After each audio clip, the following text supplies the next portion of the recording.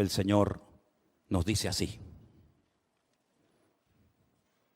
porque debiendo ser ya maestros, después de tanto tiempo, tenéis necesidad de que se os vuelva a enseñar cuáles son los primeros rudimentos de las palabras de Dios. Y habéis llegado a ser tales que tenéis necesidad de leche y no de alimento sólido.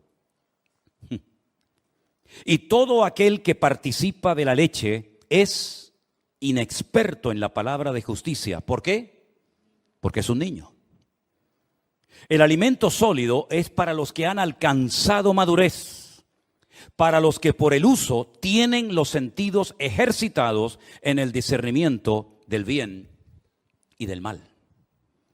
Como he dicho en otras ocasiones, estos hebreos, estos judíos que van a recibir esta carta por parte de quien la haya escrito, ya eran segunda o tercera generación, eran hijos de creyentes, eran personas que ya se suponía que tenían que estar a un cierto nivel, a una cierta estatura espiritualmente hablando. Sin embargo, algo había ocurrido en ellos que se habían quedado como los bonsáis, enanitos, pequeños, ¿verdad? Qué bonitos los bonsáis, ¿verdad? Arbolitos en miniatura, pero realmente a la hora de la cuestión práctica sirven o prácticamente de nada. El raquitismo, la falta de madurez, la falta de desarrollo como cristianos es una enfermedad que ha afectado a la iglesia a lo largo de estos últimos 2000 años. Esta carta se escribió hace 2000 años, no se escribió la semana pasada para una iglesia del tiempo actual. Vemos que la falta de crecimiento, el negarse a crecer, el negarse a desarrollarse como cristianos, ya digo, es una enfermedad que siempre, de alguna manera u otra, ha afectado a la iglesia a lo largo de los tiempos. ¿De qué depende realmente el crecimiento, la madurez de una persona? Bueno, vamos a ver, si hablamos físicamente y usted quiere tener una buena musculatura y estar en plena forma, pues tendrá que cuidarse su alimentación, tendrá que hacer algo de deporte, tendrá que abstenerse de ciertas y determinadas cosas que a lo mejor son muy ricas, pero que le van a perjudicar la salud. Si usted quisiera tener un nivel de cultura general amplio, pues tendrá que leer buenos libros, ¿verdad? Tendrá a lo mejor que hacer algún curso, ir a alguna universidad, a alguna escuela para poder aprender pues más, ¿verdad?, de lo que habitualmente sabemos.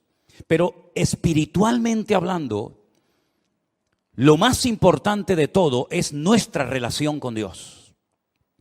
Porque para eso vino fundamentalmente el Señor Jesucristo a este mundo. Él murió, como sabemos, por nuestros pecados. Derramó su sangre en la cruz, ocupó nuestro lugar. Pero la pregunta es, ¿solamente pretendía el Señor salvarnos?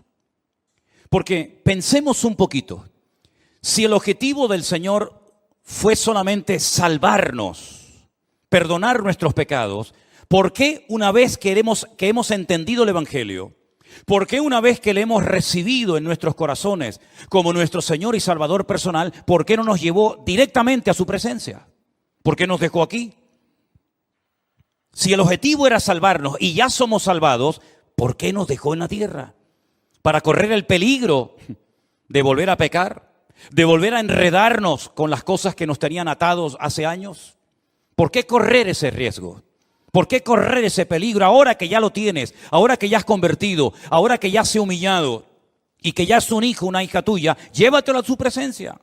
¿Por qué lo tienes en la tierra 10, 15, 20, 30, 40 o más años? ¿Por qué? Porque hay algo que la Biblia enfatiza mucho y es el crecimiento, la madurez, el desarrollo espiritual.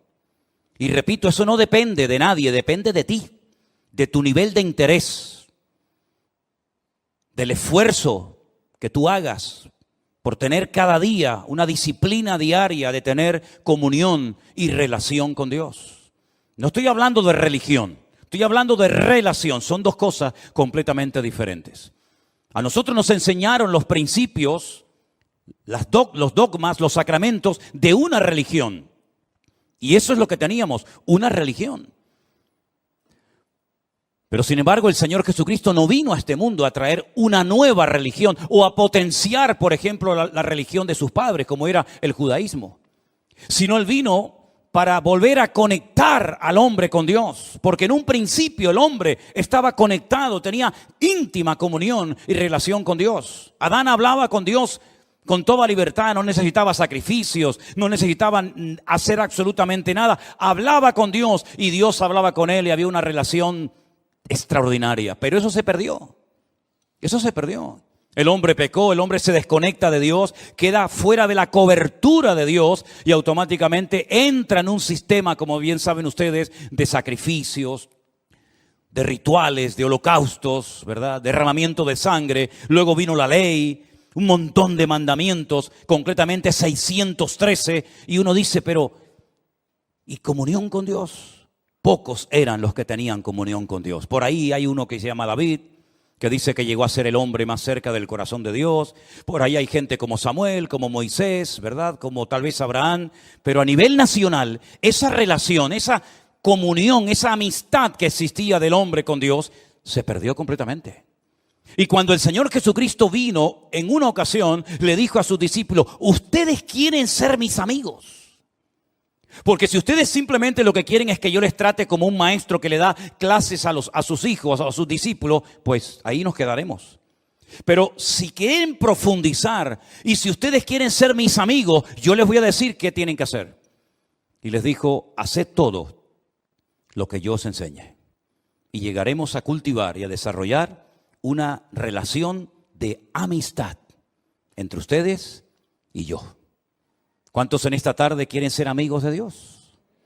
¿A cuántos en esta tarde les interesa tener comunión y relación personal con Dios? Hay algunos que dicen que eso es imposible. Hay algunos que a lo largo de la historia, como un tal Spinoza, un filósofo judío, y como incluso Albert Einstein dijo que bueno, que eso de tener relación con Dios, eso es imposible. Creían en Dios, pero no creían en un Dios personal. No creían en un Dios que se interesara por tu vida, por tus necesidades, por tus problemas, por tus luchas, por tus pruebas, sino en un Dios que estaba por ahí, pero tan ocupado que búscate la vida, porque para eso yo te di un cerebro, unas piernas, un ojo, y para eso di leyes a la naturaleza, y a la hora de la verdad, pues Dios no aparece por ninguna parte. Cuando uno analiza la palabra de Dios, tanto en el Antiguo como en el Nuevo Testamento, pronto vas a descubrir que Dios quiere mucho más que simplemente una relación de Dios a criatura, sino una relación de padre a hijo, una relación de amor, una relación de confianza, de amistad. Incluso en la carta a los Hebreos, el que la haya escrito, dijo que ahora podemos tener acceso y debemos acercarnos a Dios con libertad. No acercándonos a un Dios desconocido, frío, distante, indiferente, que es imposible conocerlo, sino todo lo contrario. Es un Dios que se ha revelado y ahora conocemos que Dios no solamente es un Dios creador, como lo vemos en el Génesis, sino es un Dios que perdona, un Dios que se compadece, un Dios de misericordia, un Dios que vino a buscar y a salvar lo que se había perdido, un Dios que se humana, que se encarna, que habita entre nosotros para entender nuestras miserias, para caminar como nosotros y sobre todo para elevarnos y mostrarnos que en esta vida, aunque tengas salud, dinero y amor, si no tienes a Dios, no tienes absolutamente nada. Porque en esa antigua canción se enfatiza y se apunta a lo que todo el mundo quiere tener: salud, dinero y amor. Y como dice la canción, en el que tenga estas tres cosas, que le dé gracias a Dios. Pero ¿y si no tengo salud? Si no tengo dinero, y si en el amor he tenido muchos problemas, entonces no tengo motivos para darle gracias a Dios. ¿No tengo ninguna razón de vivir? Por supuesto que sí. En la Biblia encontramos personas que no tenían una buena salud, no tenían una buena economía y no tenían ni siquiera amor, sino todo lo contrario. Y sin embargo tenían una relación y una amistad con Dios realmente extraordinaria. Y es que la vida no consiste solamente en tener salud, dinero y amor, sino el objetivo de la vida es tener comunión y relación con Dios. Y por eso Él dice: yo soy el camino, yo soy la verdad y yo soy también la vida. Y nadie va a ir al Padre sino solamente a través de mí. Es decir, no solamente Él nos muestra que quiere tener comunión con nosotros, sino nos enseña cómo puedo acercarme a Él a través de su sacrificio, a través de sus méritos. En ningún momento menciona la palabra religión, en ningún momento me da una lista, un decálogo como se le dio al pueblo de Israel en el Antiguo Testamento, sino que ahora dice, mira, te lo voy a poner más fácil todavía. Así como el pueblo de Israel se esforzaba y se esforzaba tratando de agradar a Dios y nunca lo consiguió porque a lo mejor eran demasiados mandamientos, yo voy a resumir todo eso en dos solamente. El primero y más importante, amarás al Señor tu Dios con toda tu alma, con todo tu corazón y con todas tus fuerzas. Y el segundo, y amarás al prójimo como a ti mismo. Si eres capaz de cumplir con estos dos mandamientos, has cumplido con toda la ley y con todos los profetas. ¿Cuántos dicen amén? Es decir, que vemos que insistentemente en cualquier generación que busques, en cualquier libro, a través de la escritura de cualquier profeta, vas a encontrar que la meta, el objetivo, el anhelo de Dios es volver a tener comunión con el hombre. Y hace todo lo que está a su alcance para ponerse a su nivel y para enseñarle que el hombre si quiere, puede volver a tener comunión y relación con Dios. Tu salud espiritual depende del nivel de relación y de comunión que tengas con Dios. Amén, hermanos. En segundo lugar, si tienes relación y comunión con Dios, vas a anhelar, vas a querer. El Espíritu Santo que mora, que vive en tu corazón, te va a impulsar a las Escrituras, al manual de instrucciones, a través del cual vas a descubrir el corazón de Dios. Te vas a dar cuenta qué es lo que a Él le agrada, qué es lo que Él espera de ti, cuál es el propósito de tu existencia. Y entonces te vas a dar cuenta de que necesitas tener conocimiento de la Biblia, conocimiento de las Sagradas Escrituras, relación con Dios, conocimiento de las Sagradas Escrituras, para que pueda conocer en todo momento las instrucciones del Creador, el diseño, los planes de Dios para mi matrimonio, para mi familia, para mi vida personal, para mis negocios, para la vida de mis hijos, de mis nietos, etcétera, etcétera. Y no vayas por la vida inventándote cosas que Dios nunca le pidió a nadie que hiciera. Para que no vayas por la vida tocando puertas y buscando palabra por aquí y por allá, sino que Dios te dice, toma, ahí tienes toda la Escritura. Y como dijo Pablo a Timoteo, ocúpate en la lectura. Dedica tiempo a conocer las Sagradas Escrituras, porque ellas pueden producir en ti sabiduría de Dios y pueden hacerte un hombre de Dios, de lo cual no tendrás nada que avergonzarte en esta vida. Y por si hay alguna duda, bueno, ¿qué parte leo? ¿Será esta más inspirada, esta menos inspirada? Le dice a Timoteo y por consiguiente a todos nosotros, toda la Escritura es inspirada por Dios, toda. Desde el Génesis 1:1 hasta el amén de Apocalipsis, cada texto, cada parábola, cada historia, cada profecía, todo ha sido inspirado por el Espíritu Santo para que tengas una base sobre la cual edificar tu fe y poder desarrollar una íntima y maravillosa comunión con nuestro Creador. ¿Cuántos dicen amén? Y entonces cuando tengas una óptima relación con Dios y un nivel de conocimiento de las Escrituras, va a venir solo algo que es imprescindible hoy en día para poder vivir una vida cristiana victoriosa. ¿Saben lo que es? Lo que hemos leído en esta noche. El discernimiento espiritual.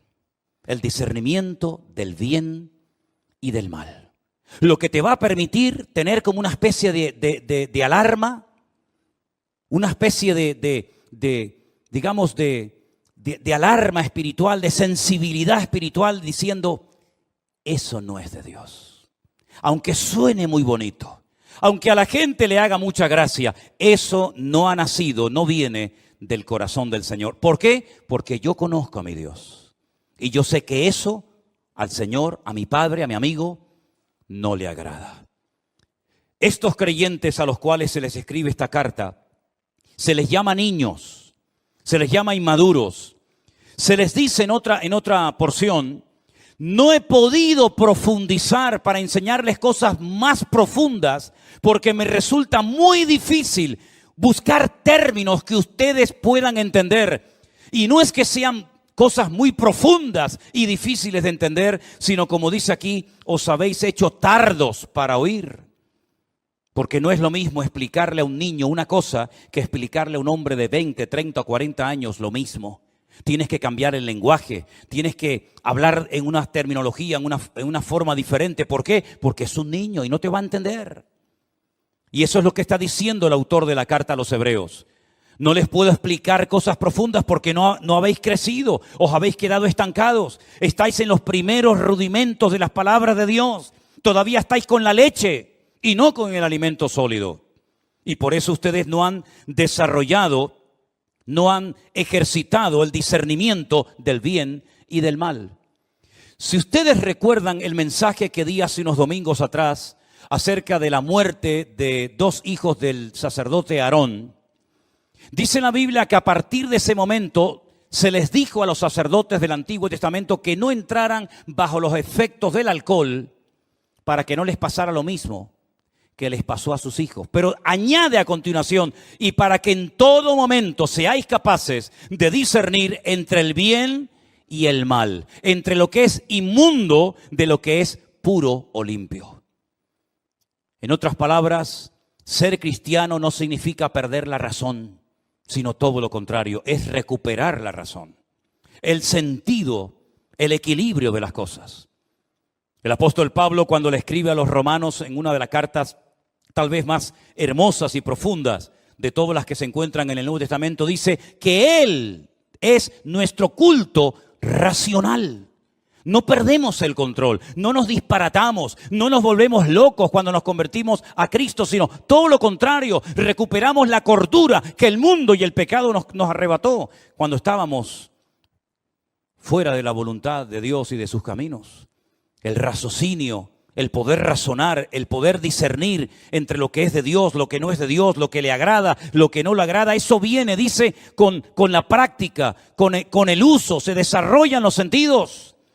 Y busqué qué quería decir el autor de la carta cuando habla de los sentidos bien ejercitados, y precisamente habla de los sentidos de la vista, del olfato, ¿verdad? Del tacto. Cuando alguien ve algo dice, eso no es de Dios. Todo el mundo lo aplaude, todo el mundo lo admira, todo el mundo le imita, pero eso no es de Dios. Cuando la gente oye una conversación, dice, esta conversación no es de Dios. Porque esto, en vez de traer edificación, lo que aquí estamos es criticando y cuestionando a una persona que ni siquiera está delante para poder defenderse. Esto no es de Dios. La Biblia dice que las malas conversaciones corrompen las buenas costumbres. Entonces te desarrollas, creces, maduras como cristiano de tal manera que puedes discernir con tus propios sentidos naturales lo que agrada a Dios y lo que le desagrada a Él. Pero todo eso viene primero de tu relación con el Señor. Por cierto, ¿cómo está tu relación con Dios? Si es que la tienes, que espero que sí. Dice que tenemos acceso, tenemos entrada al Padre. ¿Tienes relación con Dios? Porque a lo mejor lo que tú tienes es el hábito, la buena costumbre de venir al culto, de escuchar la palabra de Dios por internet o aquí en persona. Y está bien, pero eso no significa de que tú tengas comunión con Dios. Hay gente que vive de los cultos, pero no porque tengan una comunión con Dios. Hay gente que el conocimiento que tiene es por lo que han oído. Claro, te han oído tantos sermones, tantos años, y ahora por aquí y ahora por allá, que tienen un cierto conocimiento, pero la Biblia no saben ni dónde la dejaron, y la perdieron hace 20 años, y aún no la han encontrado. Entonces tú no puedes depender simplemente de un culto 1 o 2 veces a la semana. Tú no puedes depender de que haya un señor llamado pastor que predica la palabra de Dios desde este púlpito, ¿verdad? Y entonces a través de él, pues tú aprendes lo que sabes. Bueno, eso está bien, pero tú tienes que desarrollar tus propios hábitos de lectura diaria, ¿verdad? Y por eso quiero recordarles a los hermanos de la iglesia que yo les he mandado por el WhatsApp de la iglesia el curso de Isaías para que ustedes mismos de una forma autodidacta lo puedan hacer en sus propios hogares, para que no dependan única y exclusivamente de las reuniones, de los cultos, sino que ustedes puedan también acostumbrarse a buscar la Biblia, a orar, a aprenderse textos de memoria, a estudiar la palabra de Dios, porque ya sabemos que las cosas pueden cambiar en cualquier momento. No olvidemos que ahora va a ser 3 años, 2 años y pico, nadie podía congregarse en las iglesias. ni siquiera en esta. Y todos estuvimos durante meses encerrados en nuestras casas. Y fue un tiempo maravilloso que el Señor le dio a miles, por no decir millones, de cristianos para que por fin no tuvieran la excusa de decir: es que trabajamos tanto, es que no tengo tiempo para leer y estudiar la Biblia. Pues el Señor te tomó la palabra y le dio tiempo más que suficiente a miles de cristianos para que por primera vez en su vida pudieran tomarse en serio el leer todos los días, como comes todos los días, pues que comas de la palabra de Dios para alimentar tu alma y tu comunión y relación con el Señor. Son hábitos que a lo mejor algunos no tienen la costumbre, pero si te acostumbras, le vas a hacer un gran favor tremendo a tu vida espiritual y vas a cuidar de esa manera tu salud espiritualmente hablando. En 1 de Timoteo, el capítulo 4, desde el versículo 1 en adelante, hay unos versículos que yo quisiera leer en esta tarde y pedirles que presten atención, porque en este texto, en estos versículos, vamos a encontrar en primer lugar una información, unos datos que Pablo le da a Timoteo, y a continuación lo que tiene que hacer ante la información que recién acaba de recibir. Presten atención. 1 de Timoteo capítulo 4, versículo 1. Pero el Espíritu dice claramente que en los postreros tiempos algunos apostatarán de la fe, escuchando a espíritus engañadores y a doctrinas de demonios. ¿Entendió este versículo usted? ¿Lo entendió? Si el Espíritu, Dios, el Señor ha hablado claramente diciendo que en los postreros tiempos. ¿Y esos tiempos cuáles son? Ya estamos en los postreros tiempos, ¿verdad? En los tiempos finales, algunos, no todos, gracias al Señor, apostatarán, abandonarán la fe, darán marcha atrás. Conocieron, pero no quieren continuar. Se enfriaron, se apartaron, se alejaron, se enfadaron. Póngale todos los adjetivos que usted quiera. La cuestión está que dice que apostataron. Ya no están en el camino. Estuvieron, pero ya no están.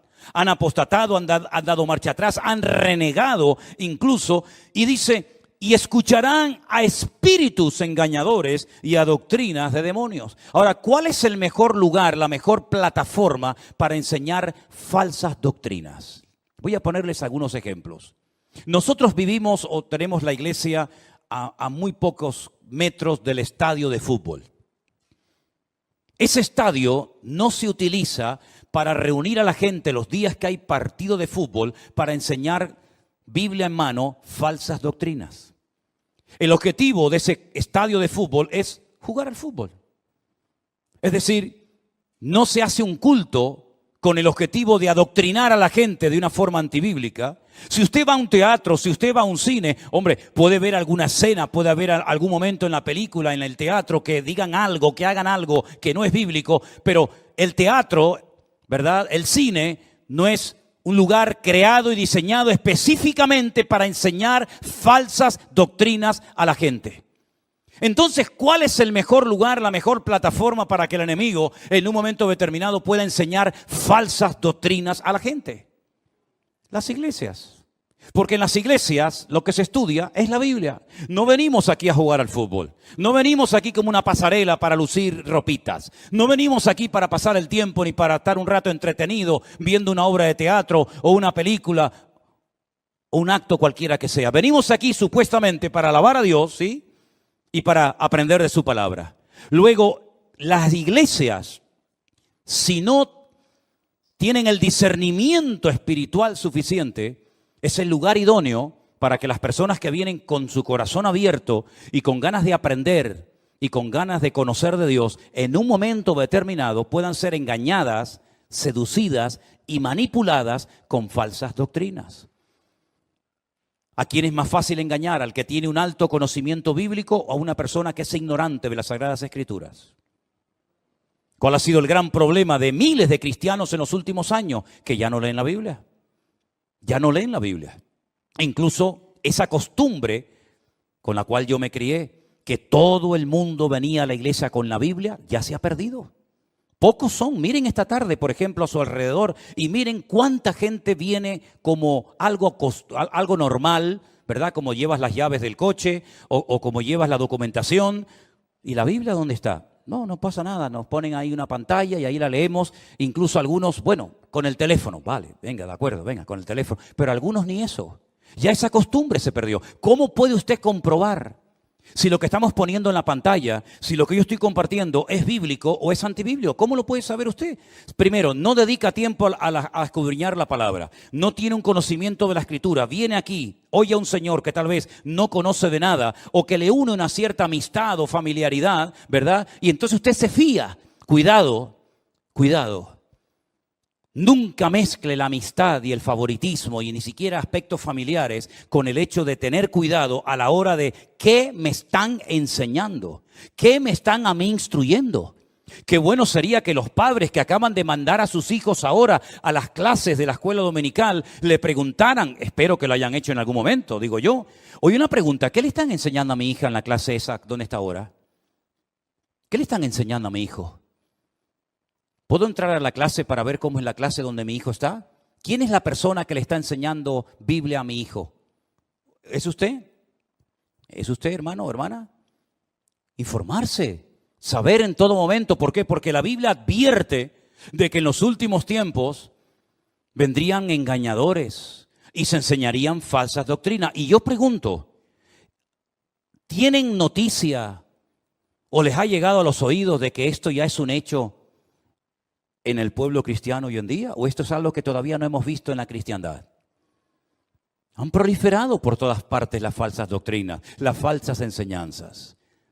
¿Cuántas personas se han unido a la iglesia virtual y cuando nos cuentan lo que les enseñaban, cuando nos cuentan lo que les decían en sus iglesias, que había que pagar un dinero por no sé qué, que había que darle dinero a no sé cuánto, que había que hacer esto y aquello? Yo digo, ¿pero quién les ha enseñado a ustedes todas esas disparates y barbaridades? Bueno, el pastor, por el pastor ni que fuera Dios el pastor.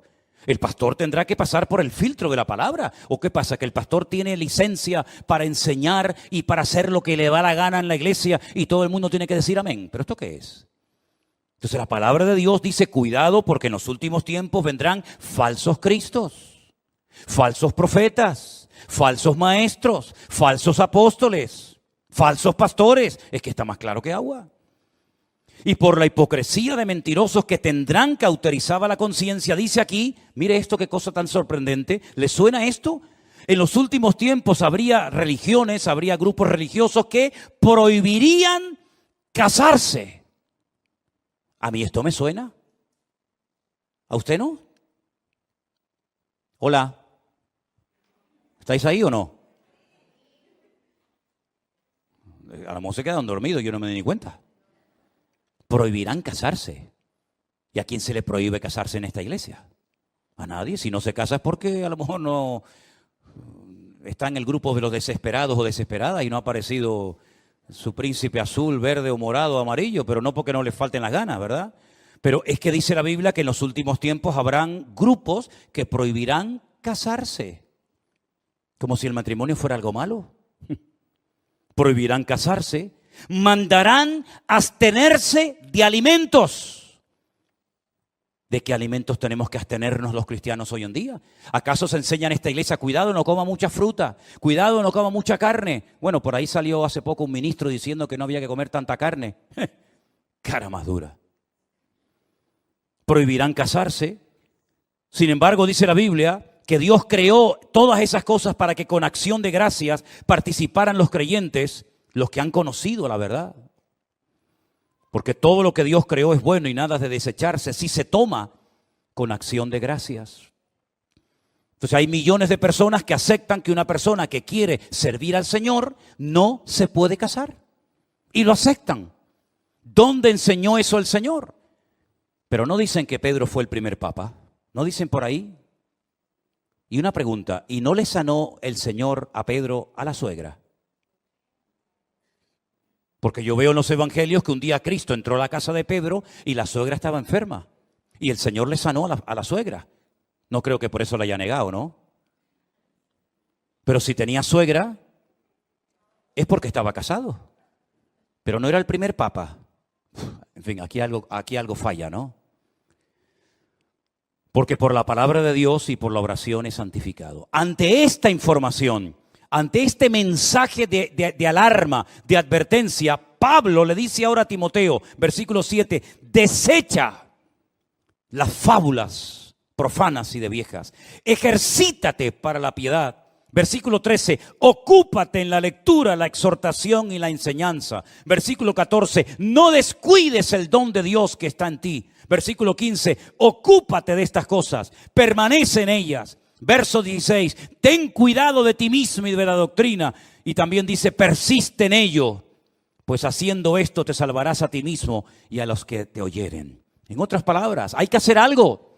Vienen falsas doctrinas, vienen falsas enseñanzas, pero nosotros sabemos por el crecimiento, por la madurez, por el desarrollo espiritual, por la relación con el Señor, sabemos lo que viene de Dios y lo que no viene de Dios. ¿Cuántos dicen amén, hermanos? Pero es su deber. No es mi responsabilidad que usted sepa mucho de la Biblia. ¿De qué sirve que yo quiera que usted crezca y madure si usted se niega a crecer? ¿De qué sirve eso? ¿Se puede obligar a una persona a crecer o a madurar cuando ésta se niega y ha decidido quedarse como está y no esforzarse por crecer espiritualmente hablando? Hermanos, hay gestos, hay cosas que los niños hacen y se les permite, se les tolera. ¿Por qué? Porque son niños. Son niños. No vean ustedes cuando Adriel empieza a soltar gases. Oye, no se corta, no dice, ay, perdón, abuelo. Ay, perdón, abuela, se me escapó. Él no se corta un pelo, él, ala, venga, pierna suelta. ¿Qué le parece? Hay niños que se chupan el dedo. Hay niños que se hacen pis encima. Hay niños que les entra, como decimos por aquí, una perreta de estas que dice, ¿pero qué le pasa? Y venga a llorar, y venga a llorar. Y hay cosas que a los niños se les tolera, se les permite. ¿Saben por qué? Porque son niños y se comportan como niños. Pero ahora usted imagínese ver a nuestro hermano Jair, mientras yo predico, chupándose el dedo. Nuestra hermana Marcela haciéndose sus necesidades encima. Nuestra hermana Cruzita con la chupa en la boca. El otro, y yo digo, ¿pero esto qué es? ¿Esto qué es? Nos daría vergüenza, ¿sí o no? Sí, pero hermana, ¿qué está haciendo? Hermano, córtese un poco, que le están oyendo, que le están viendo toda la iglesia. Porque ya no son tolerables, ya no se ve bien. Cosas que hacen los niños, ya en los adultos no se pueden hacer, hermanos. Pero es que espiritualmente pasa lo mismo. Cuando una persona empieza, cuando una persona no tiene conocimiento bíblico, cuando una persona está dando los primeros pasos, a veces cuenta cosas, a veces comparte cosas en el Facebook, a veces pone cada fotografía, a veces hace cada comentario que tú dices, es que es normal, es que es lógico. Es lógico porque, claro, se lleva 4 días en los caminos del Señor, es normal que todavía haga cosas que... Pero cuando yo era niño, dice Pablo, hablaba como un niño, pensaba como un niño, me comportaba como un niño. Mas cuando ya fui hombre, dejé lo que era de niño. Es decir, los niños se enfadan por cualquier cosa. ¿Se dan cuenta de eso? Se enfadan y a los 10 minutos otra vez son amigos. Y a veces los padres son tan tontos que se ponen peleados entre los padres y después los hijos en 5 minutos ya son amigos otra vez. Y los padres se distanciaron el resto de su vida. ¿Qué te parece? Hermanos queridos, es tiempo de dejarnos de chupar el dedo. Es tiempo de crecer, es tiempo de madurar, es tiempo de desarrollar el discernimiento espiritual por la práctica, por el uso. ¿Y saben algo que el Señor te va a dar para madurar y para crecer? Y lo está haciendo, oportunidades. Aprovecha todas y cada una de las oportunidades que el Señor te da para servir, para madurar y para crecer. Valora todo lo que el Señor está haciendo en tu vida y recibes cada día y cada semana. Sé selectivo, ¿verdad? No te voy a dar una lista, mire, si usted viene a esta iglesia, esto y esto no se puede hacer, esto es lo que tiene que hacer. No trabajamos así. Queremos trabajar con gente adulta, con gente que diga, bueno, ¿qué tengo que hacer? Dígame, ¿qué tengo que hacer si yo quiero convertirme en un buen cristiano? Mire, ¿no tiene Biblia? No. Margarita, dele una Biblia.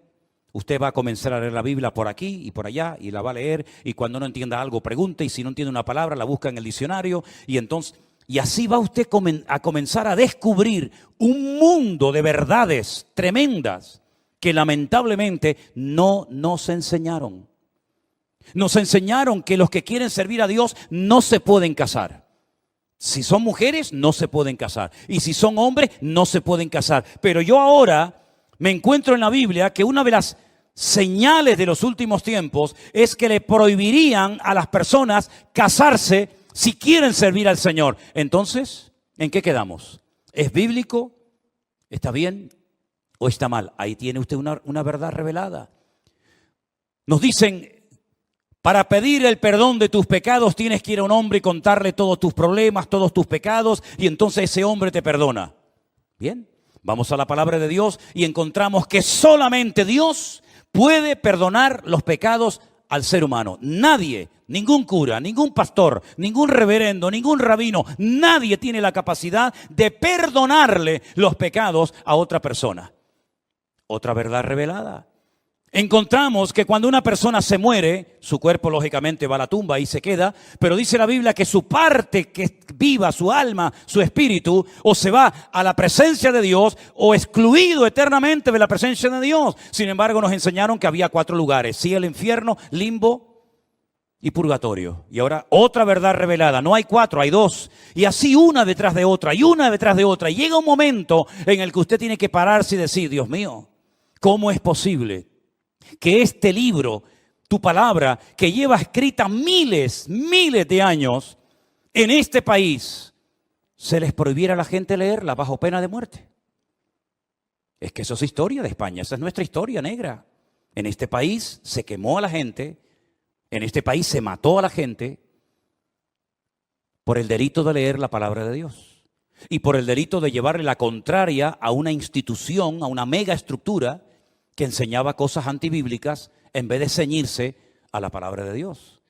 Entonces, mis queridos hermanos, ser cristiano no es algo con lo que ya nacemos, nos ponen el cuño, el sello, ¿no? Ya, miren, esta tarde hemos orado por Adriel, pero Adriel tendrá que aceptar al Señor el día de mañana. ¿De qué sirve de que su abuelo fuera pastor?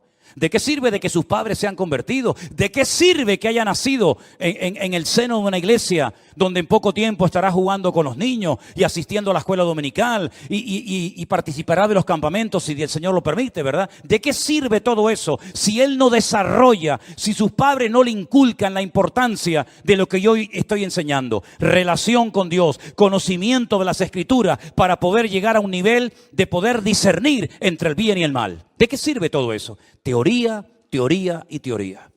Y usted lo que necesita es dejarse ya de cuentos, dejarse de teorías, de buenos planes y de buenas intenciones y decir: Señor, yo quiero cambiar, yo quiero crecer, yo quiero madurar, yo no quiero estar hoy súper animado porque tú me has hablado, tú me has bendecido, y mañana lunes si te encuentro por la calle vas a estar hecho polvo. ¿Por qué? Porque tu mujer no sé qué, porque tu hijo no sé cuánto, porque el marido no sé. Y así no puedes vivir, querido hermano. Tú tienes que aprender a tener una madurez, una estabilidad y una firmeza, y eso es posible conseguirlo en la vida. Si no fuera posible, yo te estoy tomando el pelo. Pero te estoy enseñando verdades bíblicas para que tú madures y no dependas de mí. No dependas de la iglesia, no dependas de los cultos, sino dependas única y exclusivamente de tu comunión y de tu relación con tu Dios y con tu Señor. ¿Cuántos dicen amén? Cierra tus ojos ahí donde estás y pídele al Señor con todo tu corazón, si así lo deseas: Señor, entra en mi vida y cámbiame, Dios mío. Yo quiero crecer. Yo quiero madurar, yo quiero tener comunión y relación contigo.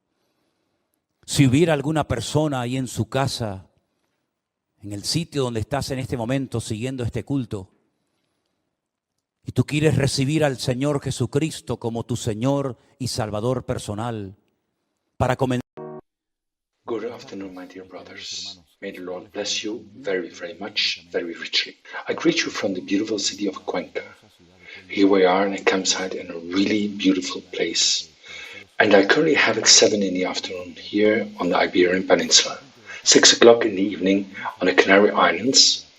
Well, each one of you can check the time you have in your respective countries. It is a pleasure to be live with every one of you in this online pastor.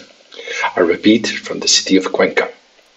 We have received, as always, a great many questions, mostly from the Bible, and that makes me very happy because here, as we have said on many occasions, that it's all about getting people to study the Bible, to read the Word of God, and logically, when one goes into the words on the page, into the Word of God, as you go, questions arise, and here we are, with the Lord's help, as every week, to respond to each and every one of the questions we have received.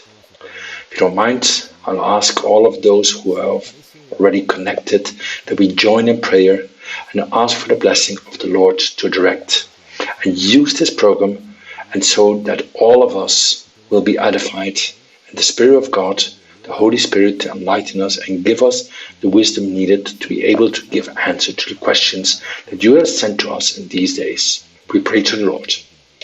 Blessed Heavenly Father, thank you. Thank you wholeheartedly because of how good you are, for how faithful you are being to us, Lord.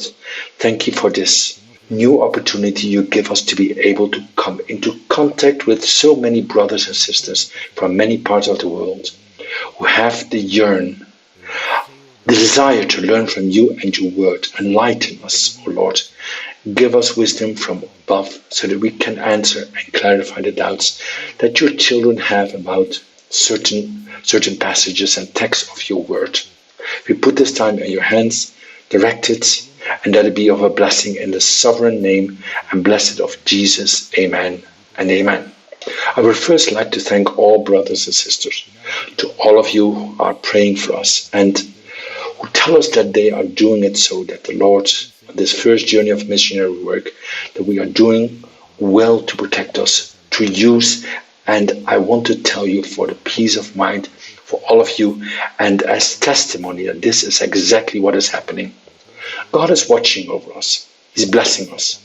He's using us, and we are very, very grateful for the number of brethren in our virtual church that we are getting to know for some time now, that we are going from village to village, from town to town, from province to province, meeting many brothers. Yesterday evening, Sunday, we had in the morning the opportunity to meet for the first time, and also among them a group of beautiful sisters in the city of Valencia. And apart from that, later in the afternoon, we were sharing via the internet the word in direct, so that all brothers and sisters of our church in Santa Cruz de Tenerife and anywhere in the world who was connected, so that they could listen to the live message. If you like, we will start to respond and share the word of God with you. All there are, or still are, unfortunately, congregations, ministries that continue teaching something that from the point of view of a biblical view of the word of God is real heresy, a real barbarity to say to the children of God, washed by the blood of Jesus Christ, bought with the price of blood, who have yet to repent or ask forgiveness for those sins of which the Lord forgave them a very, very long time ago. So that if anyone is in Christ, a new creature is. The old things passed, and here everything is made new. Still, in some congregations, in some ministries, they're celebrating meetings, celebrating services, gatherings, where they tell those who are bought and redeemed by the precious blood of Jesus Christ, whose names are inscribed in the book of life, that they have yet to apologize for some sin of their ancestors, or free themselves from some demon that is still out there tormenting us, or curses of the past. What a nonsense. What an insult to the work of Christ. What an insult to the perfect and marvelous work of Christ.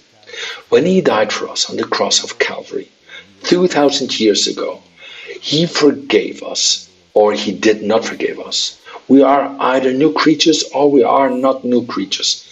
We are born again, passed from death to life, or we are still dragging curses from the past. When the Word of God says that our Lord Jesus Christ became cursed for us, so that we inherit blessing always, or almost always, they go to the famous text of Exodus chapter 20, where it says that God visits the wickedness of the parents of the children up to the third and fourth generation. And here they stop, and here they stop, and mutilate the biblical text and manipulate the word of God and therefore to the church. Keep reading, please. Those who teach and share these barbarities. God visits evil on children up to the third and fourth generation of those who hate me, not of children of God. 1,000 generations shall be blessed of the just. You hate God, therefore it is not for you. If you love God, those who love God, all things help them to be well. Do not pay attention, nor be afraid, nor be fooled or manipulated by whoever they are, whatever the name of the pastor or apostle, because of course that's another one nowadays. He who is not an apostle is nothing, or is worthless because it has been in fashion lately. Oh well, for some time now. The issue of the apostle, in short, I never get tired of saying that the Bible is our manual of instructions, and that here of what it is about, obedience and believing God. Methods and fashions come and go. In its time it was Argentina, then they went to Toronto, then to Korea, then to Pensacola, then to Colombia, and then to I don't know what country next, but I think it's quite clear that the Lord Jesus Christ says that he who is in Christ is new. You do not have to apologize to the Lord for the sins of your father, nor of your grandfather, your great-grandfather, or your great-great-grandfather, nor of your ancestors. Your life and your relationship with God is personal. And the children shall not bear the sins of parents, and parents will not bear the sins of the children. No more teaching lies, no more extracting texts and misrepresenting them and distressing people, and to make them live in fear and slavery, instead of in the glorious freedom of the children of the Lord. We are free so that if anyone who is in Christ a new creature is, all things passed away, and here everything is new. Fact, whether you believe it or not, that is so, or not so, or that it is necessary to add something more. Therefore, my dear brothers and sisters, who have the misfortune of being under these ministries in those congregations where they infuse terror, where they instill fear, and something else, another thing I would also like to see mentioned. As these meetings, as these congresses, as these conventions, you must first go to the checkout. The corresponding offering has to be given, or the respective tithe must be agreed upon. I don't know with whom, the apostle, the prophet, or who knows with whom. Let's read more of God's word. Let's believe more in God and in his word, and stop manipulating the people, and to stop deceive us. No longer deceive us with these human methods, these pyramid schemes. The only thing they are trying is to make life difficult for people, rather than helping people to be free, to enjoy their life, their relationship. The Lord stressed out people, numbers of families broken because they are all day long involved in activities, forgetting to attend to their husbands, their wives, children. In short, to their families, when the number one, the main thing alive is our God. Second, family. And thirdly, God's work. How many have lost their children? How many have lost their children for attending God's work, for attending someone else's vineyard and neglecting mine? If you win the whole world and you lose your children, I don't know with what moral authority some people climb on the pulpit to tell others what they have to do, when they at home have not lived and are not experiencing the God helps us to take care of us, using our influence, our pastoral authority to be teaching people things that are not. Thus, the born-again believer is not dragging any curse. If your father was an alcoholic, your grandfather was a murderer, or your ancestors were criminals, that's not your business. Christ has cleansed you. Christ has transformed. Christ is with you, and no one will be able to cope with you. Every day the Lord protects you. The Lord takes care of you, and the blessing of God and the good things will follow you all the days of your life. What they teach you outside of this, if it's not in the Bible, don't believe it, don't practice it, and do not be part and support this type of teaching that is totally unbiblical. Not to say real heresies. In the past, Protestants spoke of the heresies they committed in other groups. Religious people today, which seem unbelievable in many evangelical circles, they teach and practice real barbarities and heresies, and even some practices almost seem like witchcraft, more than psychology, and systems of the world that have nothing to do with the gospel of the Lord Jesus Christ. Well, there's that. On the other hand, some people, yes, a group of people, tell me, even though the question is asked by one person, but represents a group, tells me what difference between this figure of diction called type, though the Bible talks about a figure or shadow. Good. We are talking about practically the same thing. In our language, Spanish. Spanish is a tremendously rich language and broad in terms of adjectives, so that both when we read the figure of speech, for example, the lamb in the Old Testament sacrificing on the altar is a type of sacrifice of Christ. The tabernacle in the Old Testament is full of types of shadows, figures of what will occur in the future in the figure in the person of our Lord Jesus Christ. We are therefore talking about virtually the same type of shade, figure, David, because they are not only utensils, not only animals, but also not only things. But there are also people who, in a sense, we can see in them a type of Christ. For example, Joseph, rejected by his brothers and then exalted to levels, blessings the whole world. We also have the case of David and others, Old Testament characters. Thus, we are talking about practically the same thing. On the other hand, there's also a brother who asks us about chapter 10 of the Gospel according to St. John. Let's read. If you have your Bible at hand and want to read with me the portion, that would be very good. Open your Bible in John chapter 10, from verse 34 onward. It says, Jesus answered them, even though we would have to read from 33. The disciples said to him, but the Jews answered him, saying, for a good work we do not stone you, but for blasphemy. And because you being a man make yourself God. And Jesus answered them, is it not written in your law, I said you are gods?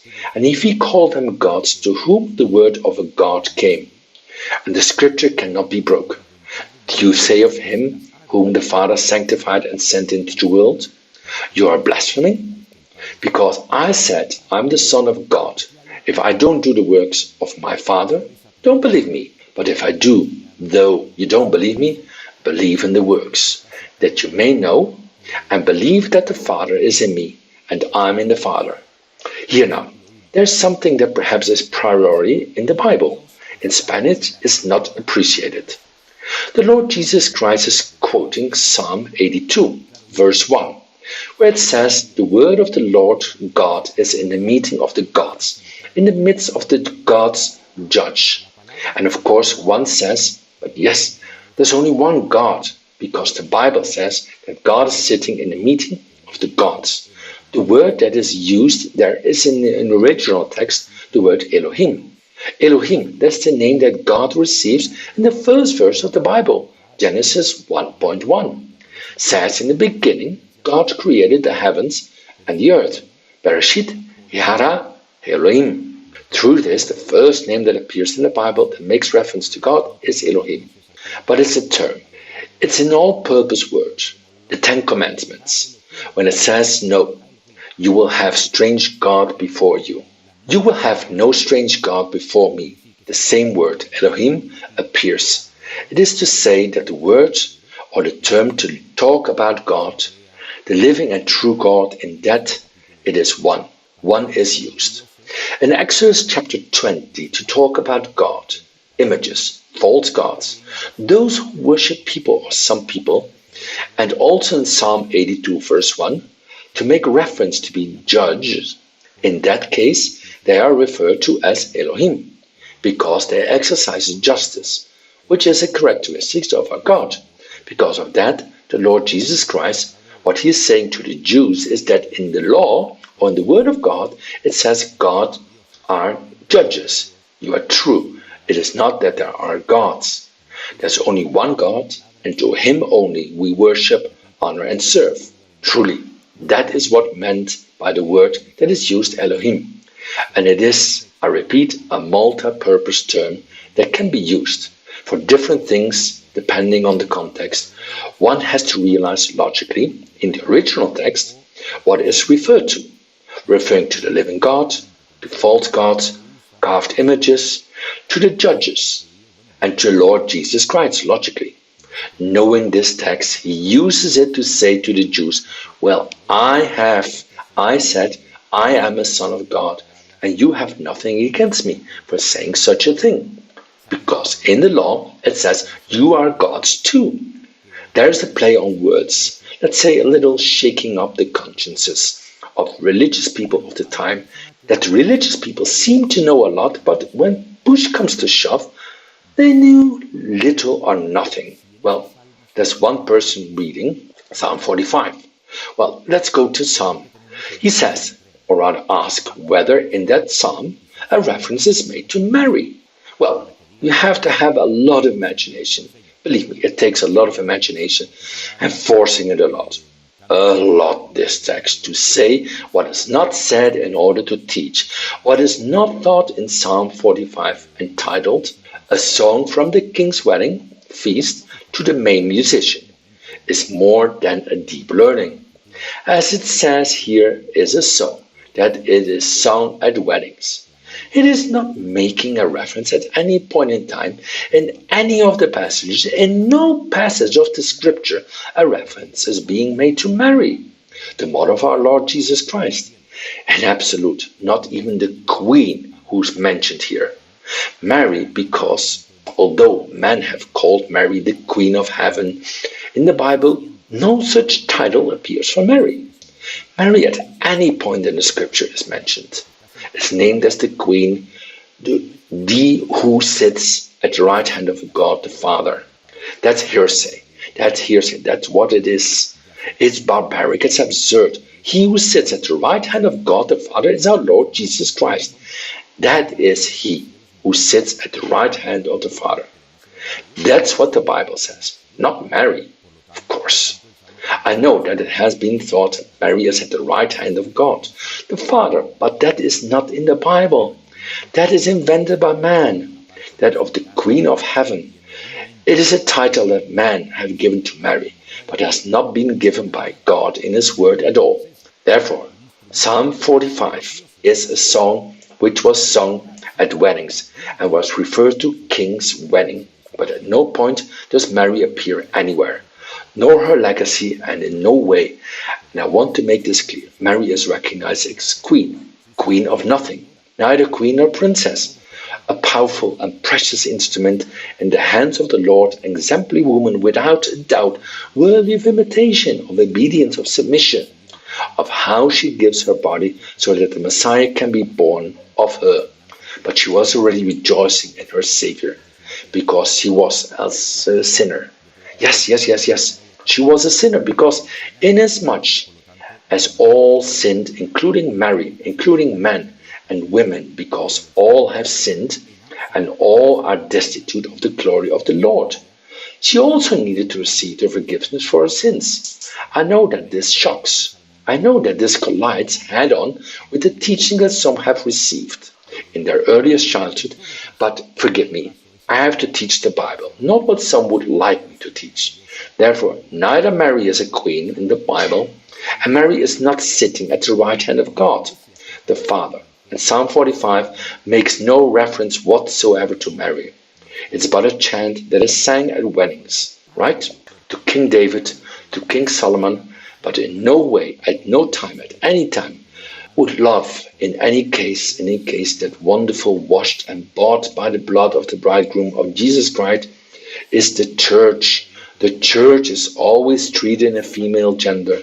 My beloved girlfriend, my wife. But Mary has to be part of the body of Christ, part of the church. She's not oblivious to all that God has already done, all that God demands, because like any human being, no matter how saint, how good, how submitted to the will of God, she was neitherly exactly like Peter, like Thomas, like Abraham, Moses, David, Solomon, etc.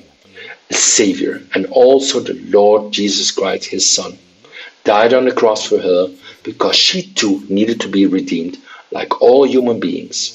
And this does not detract from, takes nothing away from Mary or her importance, because it has or detracts no value that it has, but simply places the biblical characters, Mary, Moses, or whoever in the rightful place.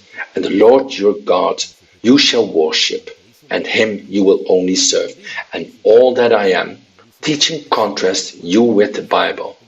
And if it is the Bible, my friend, there's nothing to question. We say amen. And obey God.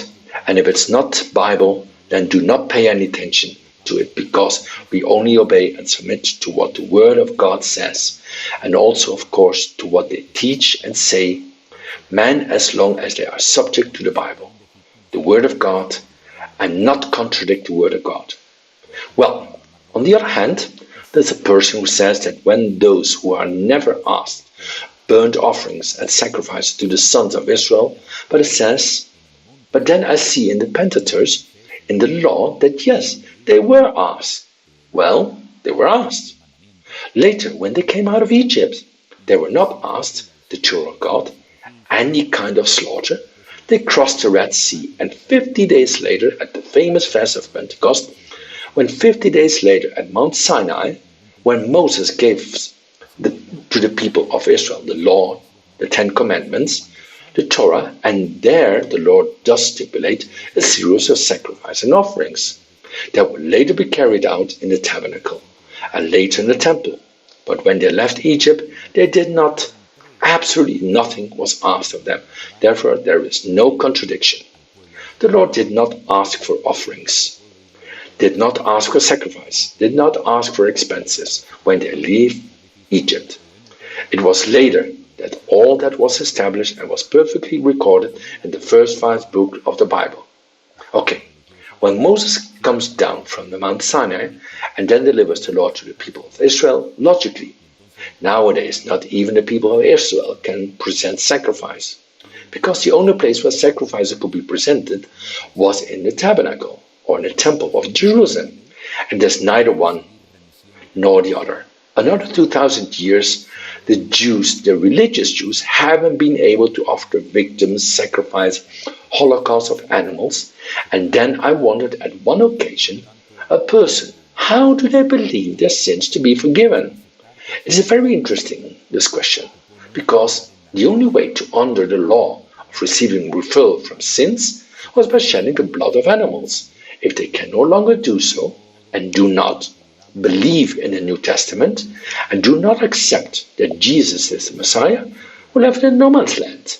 So here, the only solution left is accept that the Lord Jesus Christ occupied our place on the cross of Calvary, dying for our sins by pouring out his precious, powerful and blessed blood, and cleansing us from all sin, so that let us live in the glorious freedom of the children of God. And go back to what I said at the beginning of this program. Let's teach the people of God, to the brethren, the children of God, to live, to enjoy the freedom we have in Jesus Christ. Do not teach things that bring fear and terror and insecurity in the children of God, but to the contrary. The happiest, most confident, most satisfied, most fulfilled people in life have to be us, Christians, the children of God, because for that Christ died on the cross, to take us from glory to glory, from victory to victory, and from blessing to blessing.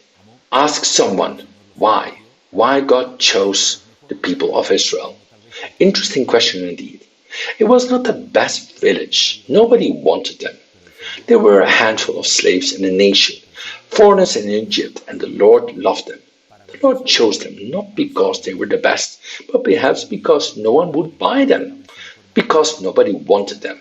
But the Lord, the divine and the least appreciated ones, is the one he chose to shame the wise men and this world, And the people of Israel, when they were in Egypt, were not at their best at the time. Contrary, they had lost their freedom. They had, in the time of Joseph, become slaves to be a terrible Pharaoh. A time, a few very hard centuries, where many lost their lives, slaving from sunrise to sunset, without any rights or entitlements whatsoever, opportunity to enjoy life. God fell in love with them. He bought them. He redeemed them. He took them out. He brought them to the promised land. And many times they were not as faithful, as grateful as they should have been. Soon turned away from the path of the Lord God, who had bought them and redeemed and turned them behind the Baals, and worshipped every idol in the world. Milcom, Chemos, Baal, Ashtaroth. So many images, but God was always behind them. God was always looking for them. God was always sending prophets. Some were killed, others stoned, until finally he sent his only begotten Son into the world, the real Messiah. And he also was rejected. Not all, but many of them do. It's the eternal question, not why God loves a nation so much, who have not paid him many times as it should have to have reciprocated God's love. But so is our God. So in our God we reject him and he loves us. We turn our back on him and he's looking for us.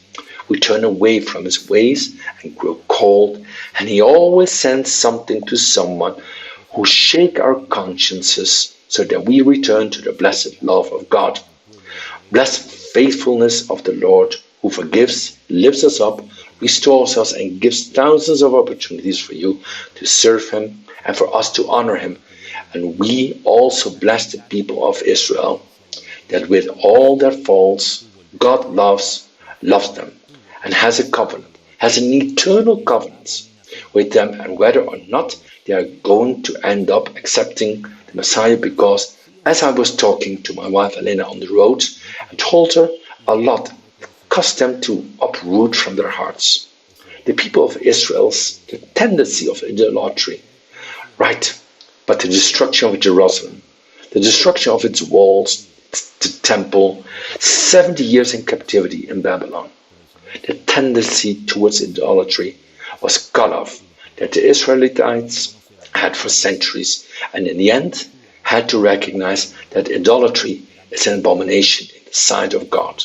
Well then, someday Israel will recognize, believe me, and many will see, Israel will recognize that Jesus Christ is the King of Kings and the Lord of Lords, and they will in the end recognize him and ask for forgiveness, and will watch and mourn that they crucified and rejected the true Messiah. But the Lord will have mercy on them, as he always had and always will have, and will forgive them, and they will recognize that Jesus is the true Messiah. We wait that glorious day. Blessed be God. We have a question from a brother from Argentina, and he says the following. We are doing a course in theology at the International Faculty of Theological Education, and they have taught us that the Holy Spirit is a person, because he teaches, because he testifies, because he speaks, because he sends workers, because he allows things, because he appoints leaders, etc., etc.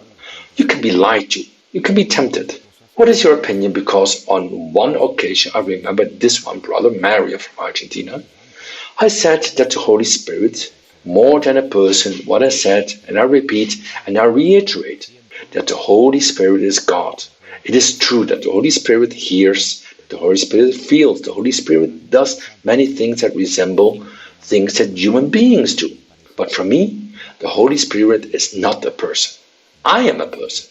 I breathe, speak, feel, walk, can be sad, can be pleased. Right, but to compare the Holy Spirit and say he is plain and simply a person, it seems to me that is not being clear. And it doesn't matter if you study at the Faculty of Theology of wherever, the Holy Spirit is, according to the Bible, God. He is called the Holy Spirit. He's called the Spirit of God, called the Spirit of life, the Spirit of adoption, Comforter, is called the Spirit of truth. But to say that the Holy Spirit is a person, because then by the same token I could say that since the Holy Spirit is a person who is limited in space and time, because a person cannot be in two places at the same time, if the Holy Spirit is only a person, he will be tired, have to sleep, have to eat, breathe. Therefore, we cannot say that the Holy Spirit is a person, because he feels, because he speaks, because it names, as you say here, leaders. But also, a person does much more than that. So, to limit, let us say, the Holy Spirit to the adjective person, for me that is not correct. I reiterate what I have said, what I said today. The Holy Spirit is God who does things that are typical of people. I agree, but he is much more than a person. Glory to God that he is much more than a person, because a person cannot be everywhere at the same time. The Holy Spirit, yes. When I go to the Father, I will pray to the Father that he may send you the Comforter, so that he may be with you forever and ever. The Holy Spirit was with Peter, Thomas, Santiago, John, Paul, with me, with you, thousands and thousands, millions of siblings at the same time. That cannot be done by one person. The Holy Spirit is permanently everywhere with all the children of God. Our bodies are the temple of the Holy Spirit, and a person cannot be everywhere at the same time. Therefore, the Holy Spirit is God.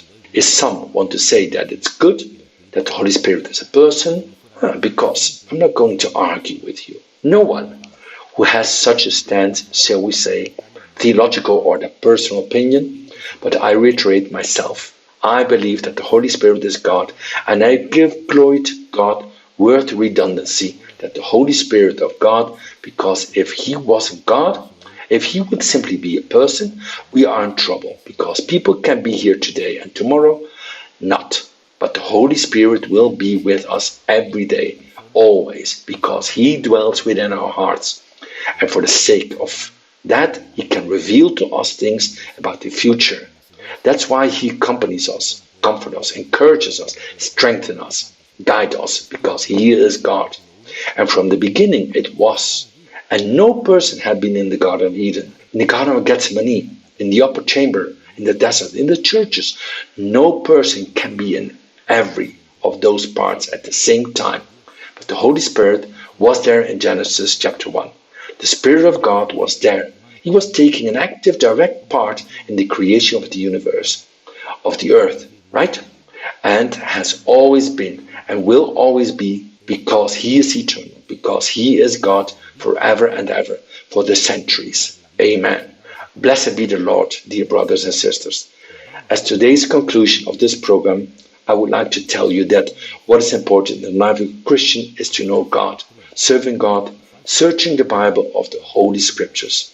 And in that way, we are going to avoid being cheated, that they will teach us false doctrines, because the false doctrines, false prophets, false teachers in some evangelical circles have an extraordinary platform to introduce their venom and thus bring to the fickle souls and those with little biblical knowledge and those with little biblical stability in the Lord to ruin by that in these end times, where false teachers will be abound, false apostles, false messiahs, false anointed.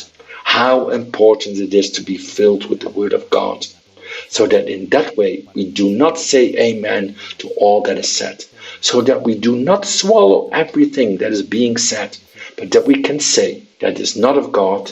And I once said that we should imitate a little bit those Jews of Berea, who, if you search the scriptures every day, see what Paul thought them was really like that or not like that. It's not like the one who once wrote to me, and he said to me, it's not that we don't have to be as those of Berea, because everything was questioned. Nothing further, but nothing further from the truth. We have to. Searching the scriptures is our duty, is our obligation. And as pastors, we have to tell the people, bring your Bible to church. Check whether I preached from the pulpit is biblical.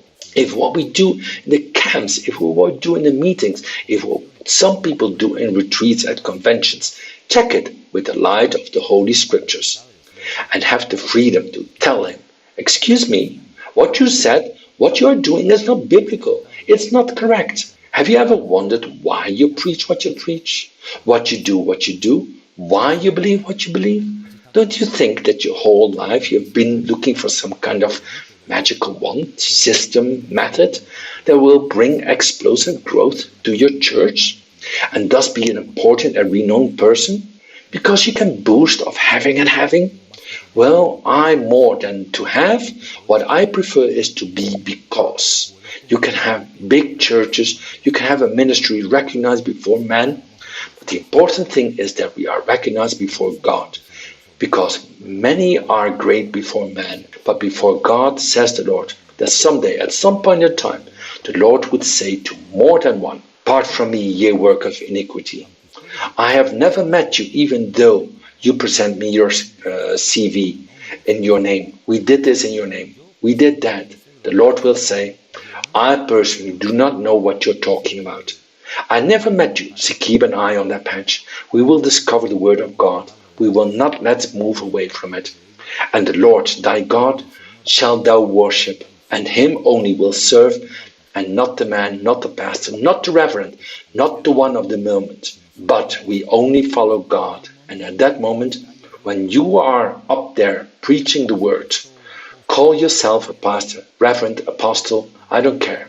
With the issue of titles, I've never had no problem, nor do it interest me. But at the moment, when we see a person who departs from the word of God, who practices things that may give us success to some people out there in other countries, to me it's the same. What is done in other countries, what I'm interested in is what the Lord teaches me and asks me in his word to do. And you can have success in some things. And yes, no doubt that some things of the world are very successful. But that does not mean that they have the backing and God's blessing. Because not all prosperity comes from God. Watch out for this. Not all prosperity and not all growth has been produced by the Lord. Be careful with that. Let's not be naive and fall into traps. Yes, of course it works. Drug dealers also earn money. A lot of money. And that doesn't mean that it has the backing of God. And the trafficking in human beings, prostitution, and many things, terrible things that are done out there work. And they give a lot of money, millions. But we are not going to prostitute, nor are we going to make a big deal of material things, but correct and adequate use. Because having the support and cover, we are happy with this. And no one who militates is entangled in the business of life, because it is, believe me, that I have already met a few of them today, who have become entangled in the business and have ended up in ruin, losing their family, losing their ministry, and losing what little or much they had. So let us serve the Lord with joy and gladness. And we shall say, "Thank you, Lord, for you are my shepherd, and with you I shall lack nothing." Now, let's go to our God. Blessed Heavenly Father, thank you in this evening, my God, for this privilege that you have given me to spend one more day with my brothers. Thank you, Lord, because you are faithful. God, a God of love, a God who gives us much more than we ask for or we understand. And we seek the kingdom of God and his justice. All other things will come in addition. Sir, we are not going to behave like Gentiles, looking for the things, but seeking you, worshiping you, honoring you, and serving only and exclusively you. Thank you for each of my brothers and sisters who have been online this afternoon, and others who will do later. Bless and watch